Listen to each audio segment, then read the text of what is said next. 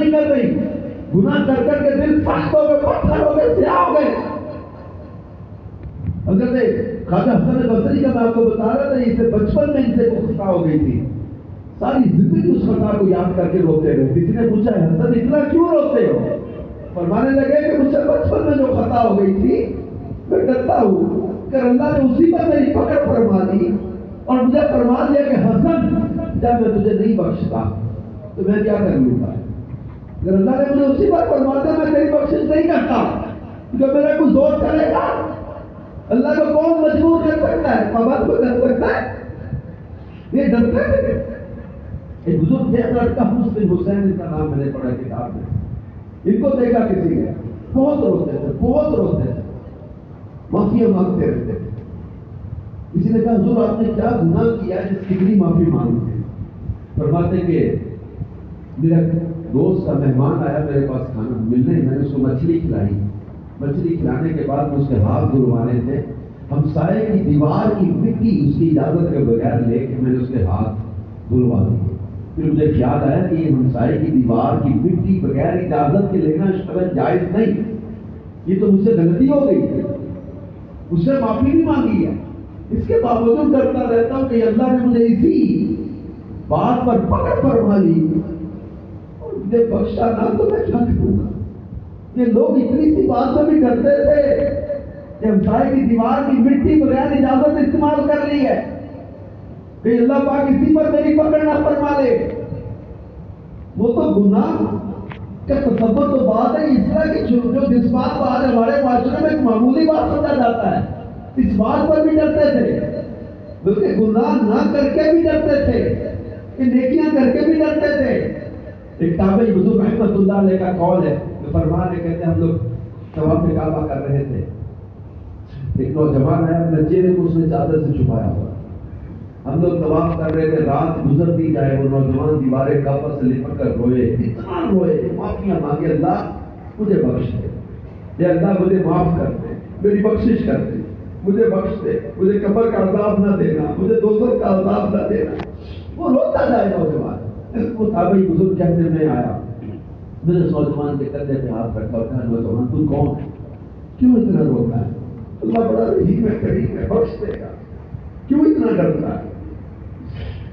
ساری رات ہو گئی تو رو رہا ہے, تو کیا گناہ کر بیٹھا ہے, کون سا ایسا جرم کر بیٹھا ہے, تیری تسلی نہیں ہو رہی روتے روتے, ساری رات گزر گئی روتے ہوئے. بزرگ کہتے ہیں میں نے اس نوجوان سے کہا اپنی آنکھیں دکھا, میں تیرے آنسو دیکھوں, میں تیرے لیے بخشش کی دعا مانگوں گا. تو وہ نوجوان دھاڑے مار مار کے روتا. بزرگ فرماتے مجھ سے رہا نہ گیا, میں نے اس نوجوان کے چہرے میں بڑی چادر ہٹا دی. چادر چہرہ چھپا کے جو رو رہا تھا نا, وہ ساری رات دیوارے کعبہ سے لپٹ کر رونے والا کوئی عام شخص نہیں تھا, بلکہ حضرت سیدنا امام زین العابدین رضی اللہ عنہ.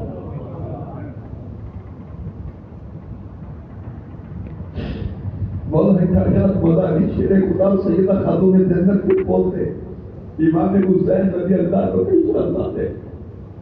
امام زین العابدین ساری رات جو دیوارے کعبہ سے لپٹ کر روتے رہے اور بخشش مانگتے رہے, اللہ سے عذاب قبر نہ دینا, قبر کا عذاب نہ دینا. یہ نیکیاں کر کے بھی ڈرتے تھے اور ہم گناہ کر کے بھی نہیں ڈرتے. ہمارا حال عجیب ہو گیا, ہم گناہ کر کے بھی نہیں ڈرتے, صرف رات کا پورتوں میں پڑے ہوئے غیبتیں کرتے ہیں, چغلیاں کرتے ہیں, حسد کینہ دل میں لے کے پھر رہے. نماز پڑھتے اس میں خوشبو کوئی نہیں, کوئی نیکی کر لے تو دکھلاوا آ جاتا ہے. ہمارا حال عجیب ہو گیا, ہماری کیفیت عجیب ہو گئی ہے. ہمیں موت بھول گئی, ہمیں قبر بھول گئی, ہمیں مرنا بھول گیا, کبھی مر رہی ہے.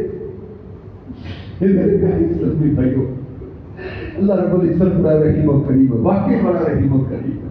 سچی توبہ کرنے والوں کو سب فرماتا, اللہ فرماتا ہے اللہ یحب التوابین و یحب المتطہرین, بے شک اللہ توبہ کرنے والوں اور پاک رہنے والوں کو پسند فرماتا ہے. توبہ کرنے والوں کو اللہ محبوب بنا دیتا ہے. آج ایک قرآن کی خدمت کرنے والے, دین سے محبت کرنے والے, عاشق رسول کے سارے ثواب کے اجتماع میں ہم جمع ہیں. ہم جتنے آئے ہیں کاش ہم سچی توبہ کر کے پرہیزگاری والی زندگی اختیار کر لیں. حدیث پاک آتا ہے من الذنب کمن لا ذنب له، توبہ کرنے والا ایسا ہے جیسے اس نے گناہ کیا ہی نہیں تھا۔ اللہ بٹا دیتا ہے، زمین کو بھلا دیتا ہے، وہ گناہ زمین کو بھلا دیتا ہے اللہ، نامہ اعمال کی سیاہیاں مٹا دیتا ہے۔ اور بعض محفلیں تو ایسی ہوتی ہیں کہ اس محفل میں آنے والے اللہ کا ذکر کرنے والوں کے گناہوں کو اللہ نیکیوں میں بدل دیتا ہے۔